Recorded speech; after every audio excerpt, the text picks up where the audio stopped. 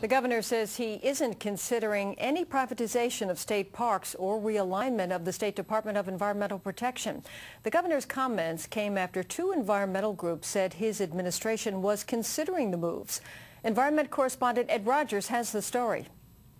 The governor's comments came 4 days after stories emerged about the state possibly turning toward corporate sponsorship to help fund park operations. The governor said total privatization of the parks is not an option. It's not my intention, and by the way, it's not my intention to privatize either. We might look at concessions and other things that might be able to raise revenues, but no decisions have been taken on those issues, and we're in discussions in a way that we would allow for our parks to stay open. The administration had proposed closing 9 state parks earlier this month, but has scaled back on the plan. Those parks would remain open, but visitors would not be able to swim or camp at those areas.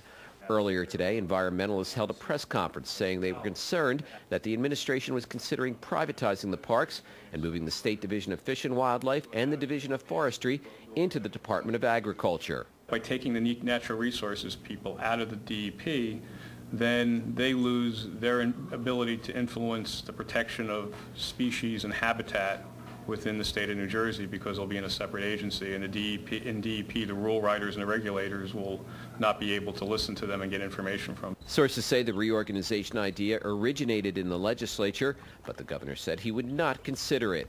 Meanwhile, the state DEP commissioner is working on a plan to help fund services in those 9 state parks that could include increased user fees. We feel that there's 3 areas that could easily do it.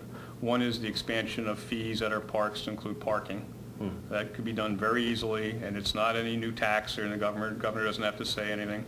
Ed Rogers, NJN News, Trenton.